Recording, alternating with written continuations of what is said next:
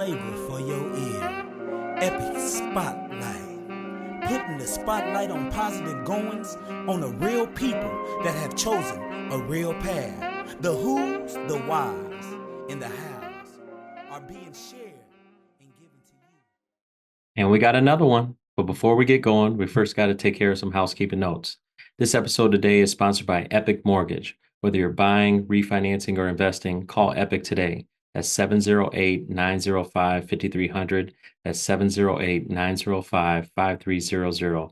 It's your dreams, your goals. Let's plan together. Now on with the show. Today we have Alecia Bolton, a certified fund manager and a mortgage note investor. Alecia brings over a decade of real estate investment experience, managing over $10 million in properties and $1.5 million in mortgage notes, with a 20-year background in IT project management at Fortune 500 companies like Boeing and Alaska Airlines. She excels in maximizing returns while minimizing risk. Outside of her professional achievements, Alecia Bolton has been actively involved in community service, volunteering in local nonprofits in Tacoma, Washington. She also is an avid traveler, having explored numerous countries and cultures, which has broadened her perspective of global real estate markets. Welcome, Alecia. Thank you. I'm happy to be here. Yeah, I'm happy you're joining us. So, tell us, how did you get into the whole real estate world? Like a lot of people, I bought a house in 2006 and watched it drop in value during the financial crisis. 2012 came along and I had gotten married and we'd had a kid, and it was kind of like, well, this house doesn't work for us anymore. We need to move. What do we want to do with this house? And so we kind of became accidental landlords. And we said, we'll do it for a year. We'll see if it sucks. And it didn't suck. And so that kind of got the ball rolling to get me interested in, real estate, regardless of the asset class, is going to be a really good way to build wealth so that we can retire early and do all of the financial freedom-y type stuff that we wanted to do. And so I just started to kind of deep dive into the different asset classes. Like, what is it like to be a single family landlord? What is it like to own multifamily or mobile homes or self-storage, and kind of experimenting with everything. And I had bought a piece of land at tax deed auction and created a seller finance note selling it to the neighbor. And I was like, I'm getting essentially passive mailbox money. I just have a piece of paper to deal with. I don't have to worry about all the landlord stuff.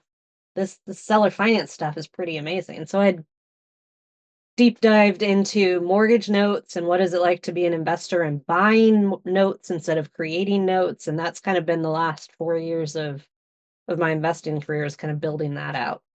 Yeah, that's interesting. Obviously, I love how you said accidental landlords. I myself was an accidental landlord, so Okay.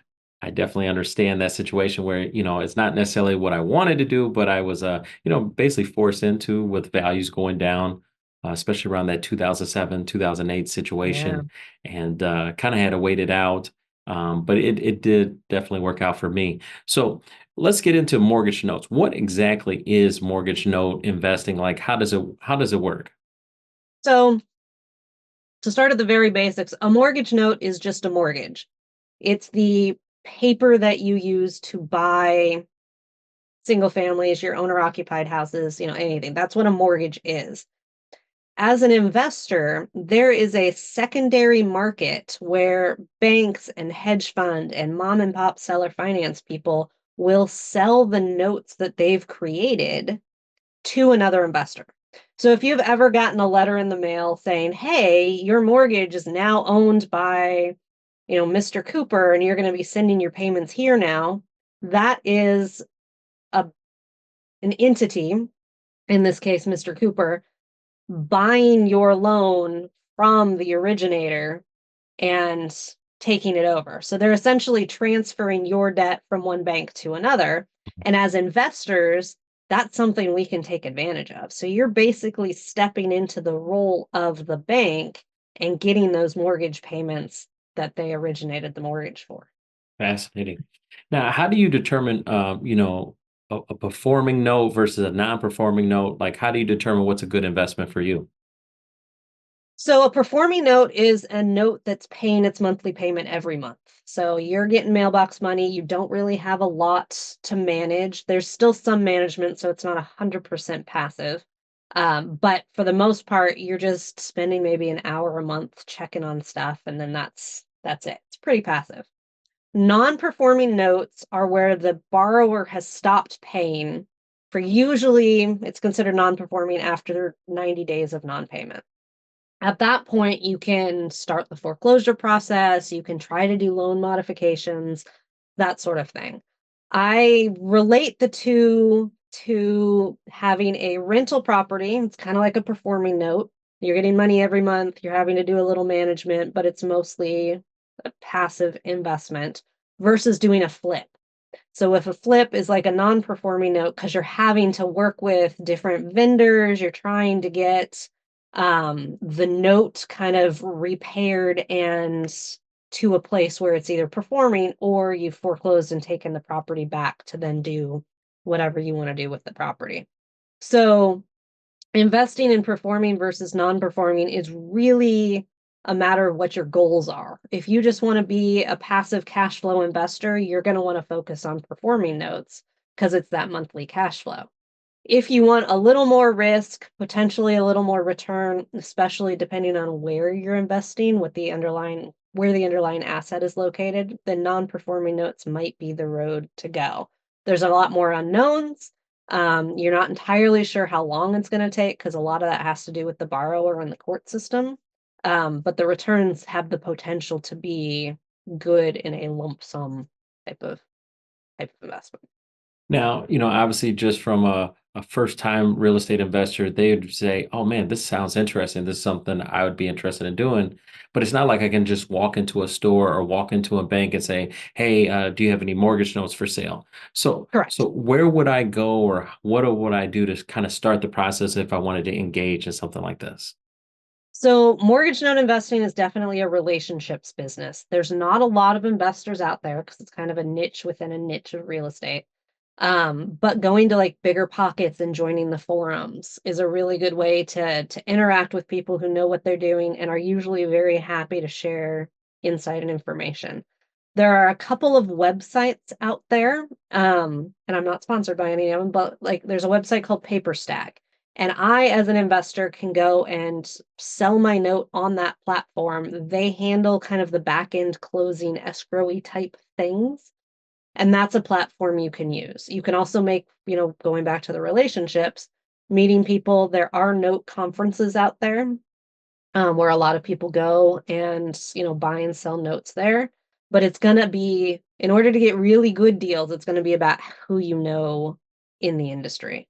Because the best deals, it kind of starts off with you have the banks who buy, hundreds of millions of dollars of notes, trickling down to hedge funds, which are maybe tens of millions, to smaller investors who can buy, a small pool of 10 or one-offs, and those are where you're getting the deals as a new investor.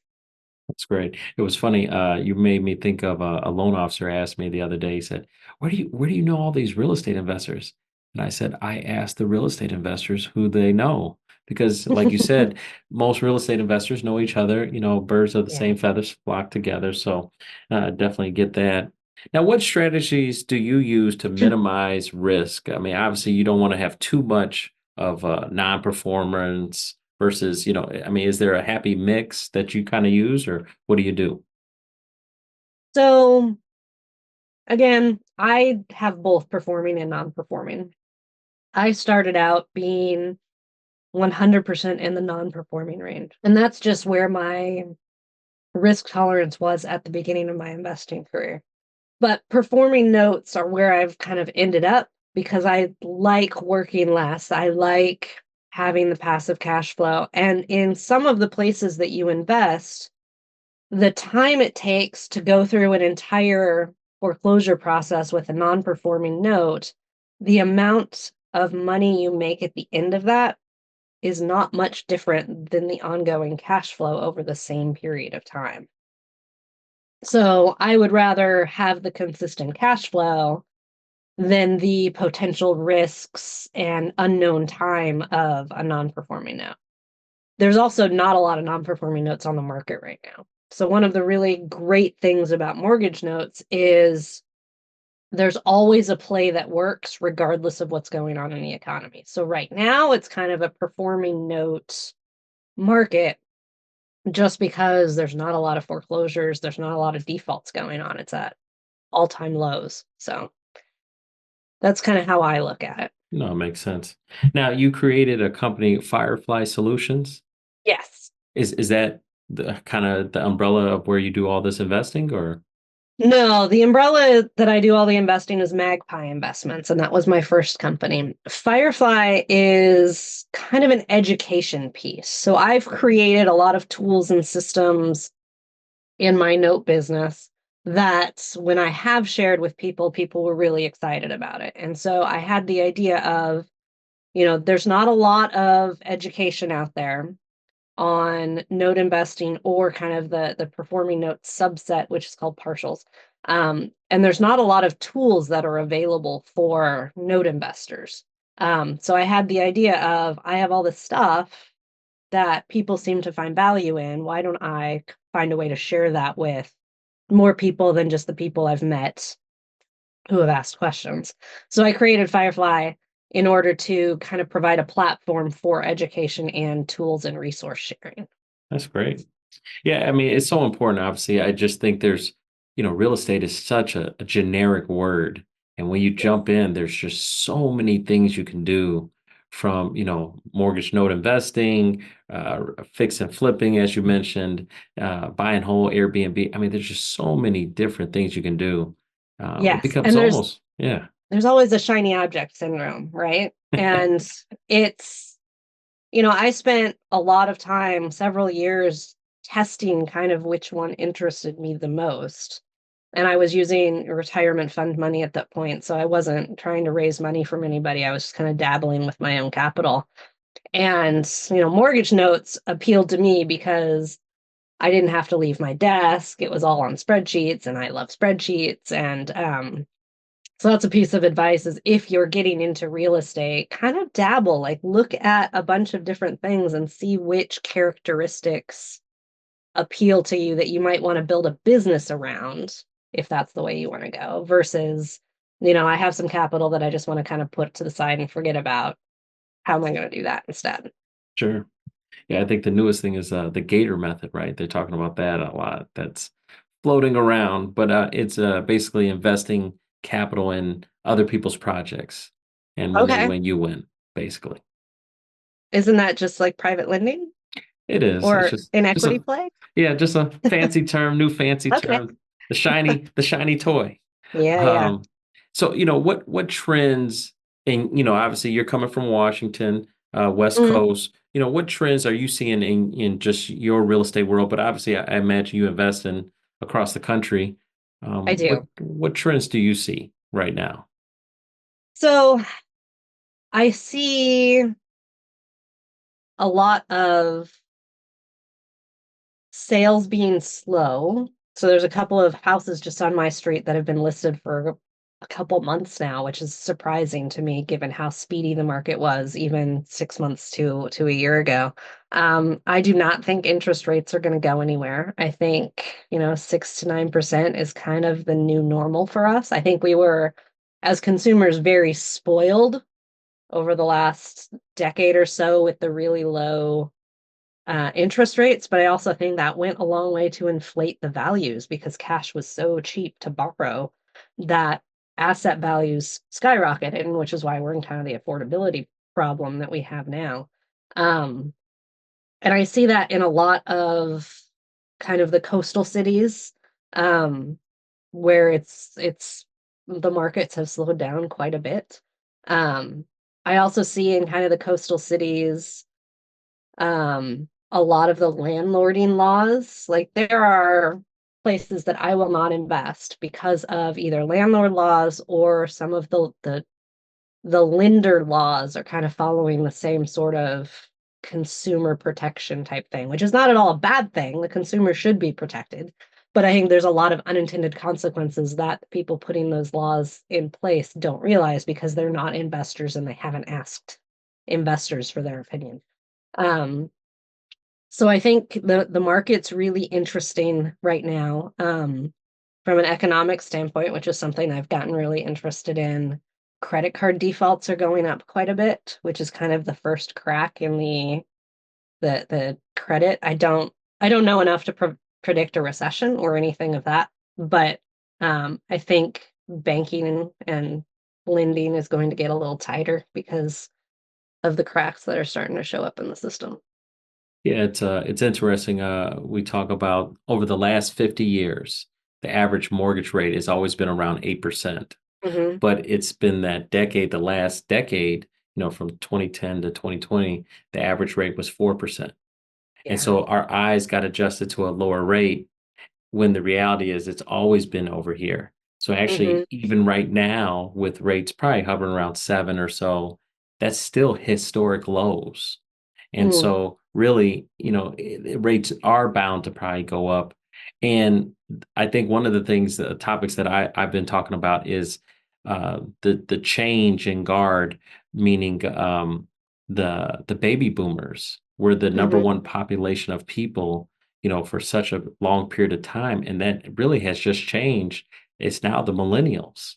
Hmm. And so with millennials now, which are roughly 27 to 43 years old as a millennial, they're in that prime candidate of buying real estate. And so when you have the demand still be so strong, even when rates are at higher levels than where they were, it still means that at the end of the day, there's no reason to lower rates to anything really. Right. It doesn't make sense. Right. But there are so many because wages stagnated over the past, 40 years, and um houses have increased so much in price. I'm right. I'm an elderly millennial. I think is what that makes me feel like I need a cane or something. Um but they're priced out of the market because their wages, even though it's gotten better and it's matching inflation a little better, they're there's no way for them to be house poor because they can't even afford that much of Sure. a house, just because little houses costing $500,000 is still a significant chunk of money, especially in places 100%. like Seattle, or you know it's kind of crazy. It is, and we're really in uncharted territory overall, and so to some degree, we don't really know what's going to happen. But you know, it's going to be interesting because I don't know if income can catch up because it's so far behind, and we really haven't kept pace. I think values would have to remain stagnant as far as appreciation is concerned because it's just not practical for them to keep going up as high and as fast as they have been. Yeah. That's Yeah, going to be the agreed. thing. So, Agreed. it might be more of a flat line as we see in values. I'm definitely seeing more partnerships, more LLCs being created to try to, hey, you got a little bit, I got a little bit, let's put our little bit Hmm. together and make something happen. So maybe they did that to, hopefully keep divorce rates down. Maybe Can't something. be the independent woman right now going solo. You got to Right. really work with a partner.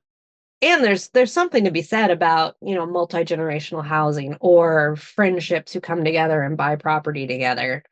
Because honestly, like, divorce is mostly a pain in the butt because of all the stuff you accumulate and all of the legal proceedings, on emotional aspect as well. But from a purely entity structure, buying a house together is not much different than a marriage, if, to separate it. Sure. Um, Kind of a weird tangent to go down, but yeah, and I think it's important in this day and age when social media is actually alienating people a lot to bring together people who aren't necessarily in a traditional romantic type relationship, to have them own property and live together and build some Oh, sort of definitely.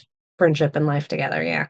Yeah, no, I'm seeing that more and more. I mean, those are the types of calls and those are the conversations that we're having is to try to merge people together and saying, if you have a friend, let's bring it together and see if we can make something happen. So, I'm hearing the term partner more Hmm. often, and it doesn't necessarily mean a certain dynamic per se. It's just like, yeah, this is my partner in crime. This is what we're going to do together. And that's what we have to get done. So, To kind of wrap this up, when we have a new person, a newbies listen to us today, they're interested in what you're saying. They're saying, "Hey, I want to kind of go down the Alecia Bolton road." What would you recommend? What are some advices that you would give them? So if you're interested in mortgage notes because you like the kind of hands-off, like I don't visit my properties, like I've never visited any of the notes that I've held. Lots of reading, Bigger Pockets is a huge repository of information and a really good way to meet people. There's a bunch of Facebook groups for people who are very active in note investing. There's a few books that you can read, but there's honestly not a ton of books that you can read. It's not like the single family landlord type thing. So there's a handful of books you can read. But just go out and ask questions. A lot of the time, people are happy to talk about what they do and what they're interested in. And if you kind of bring that interest to them, they're usually happy to share all sorts of insights with you. But you have to get out there and make those relationships. I don't recommend going to your local RIA if you want to do mortgage note investing, because most of them you'll be the only person in the room, which could be good depending on what you're looking for. But as a newbie, it's going to be kind of be a desert for you if you do that sort of thing. Um, but yeah, just find people and start engaging. Um, there are people who are happy to partner with you, selling partials, doing kind of a joint venture type thing, and just talk to people. Well, and this is just me being curious. Obviously you're having some huge success in the mortgage note investing. Would you consider other real estate investing, or are you kind of like, this is my niche and I'm just sticking to it?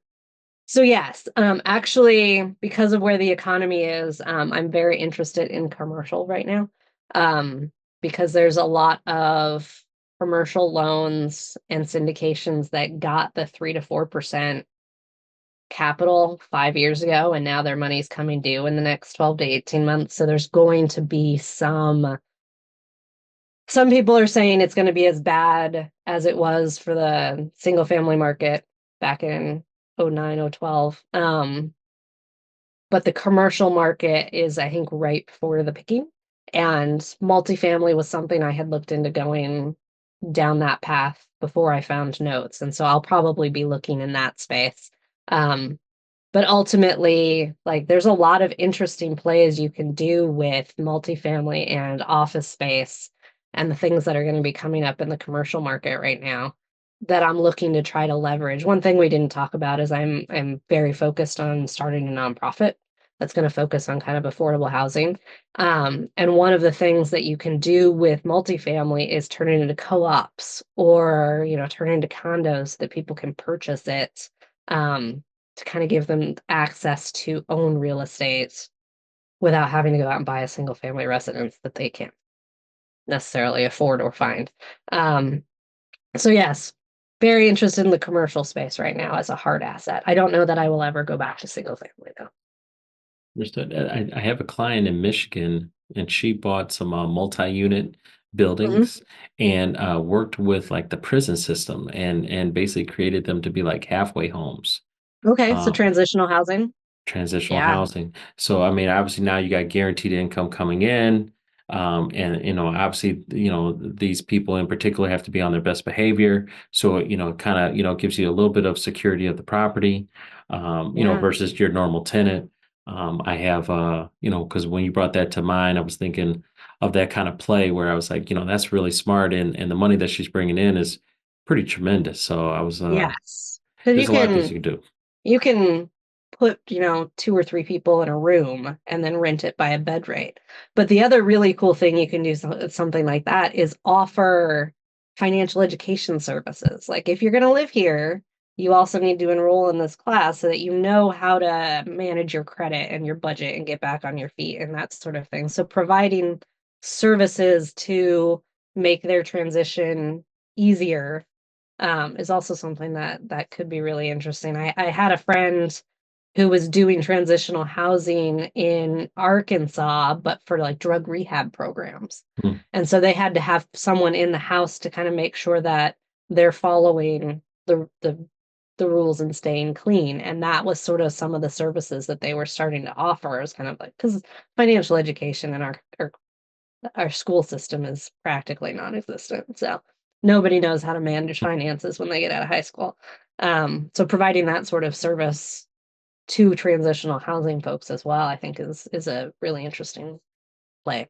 Yeah, you can also work with insurance agencies as well. Some of the fire situations where maybe a house gets burned down and they need to be relocated for a temporary Oh yeah. time. Temporary housing is critical, and that's another play that I've seen locally in Chicago that people have taken advantage of as well. Okay. Interesting. Yeah. Yeah. So tons of things in real estate. Yes. And we're going down a rabbit hole of shiny objects. So yeah, Yes. definitely. Where can they get in contact with you, Alicia, if they have more questions about what you said today? So I'm on LinkedIn, Facebook under my name, so you can find me that way. Happy to talk real estate, so reach out to me. My email address is alicia.b@magpiepi.com, so you can hit me up there as well. Yeah, happy to chat.